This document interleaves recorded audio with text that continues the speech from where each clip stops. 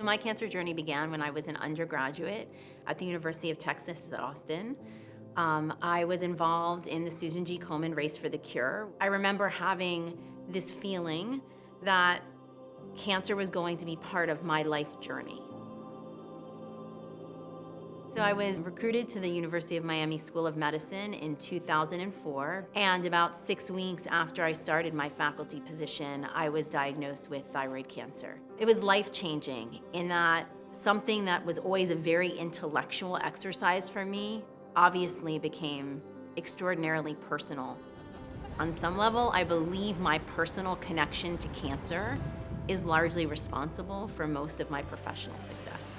For people who participate in DCC but don't really understand cancer research, they understand the story of the firefighters. Early in my career, my first battalion chief died of cancer. A guy that was such a leader, such a strong individual, and all of a sudden this unseen hazard takes him out.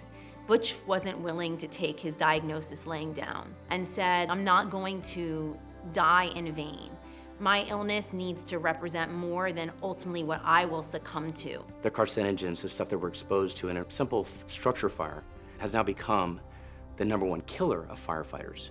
What Sylvester did for us in those moments early on was to validate that we did have a problem. Everything that we wanted to do, they were doing it, you know. Everything from looking at the bunker gear itself and what the contaminants that were getting on it, what the levels of carcinogens were actually in that. We were able to figure out how carcinogens that firefighters are exposed to travel back with them in the cab of the truck, to the fire station, to their home. We needed that because it showed the trail, it showed the connection at our vulnerable points.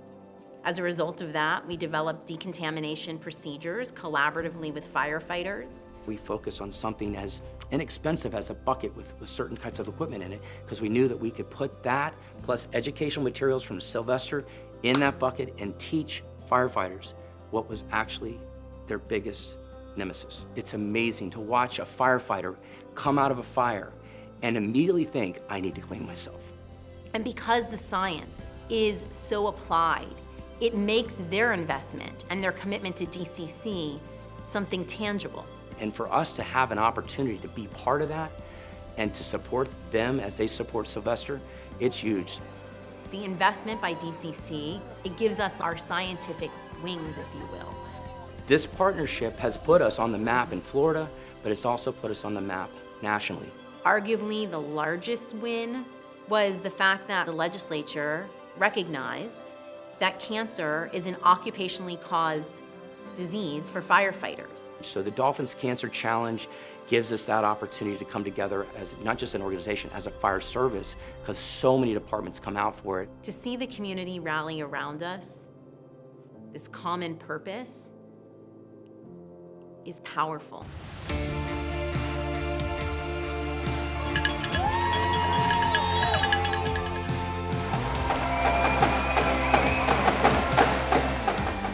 I'm running in honor of a few special firefighters who have really formalized Sylvester's commitment to the work that we do. For helping the fire service break through the cancer stronghold with the power of science, innovation, prevention, and education to save the lives of our firefighters, we thank you, Dr. Erin Kobetz.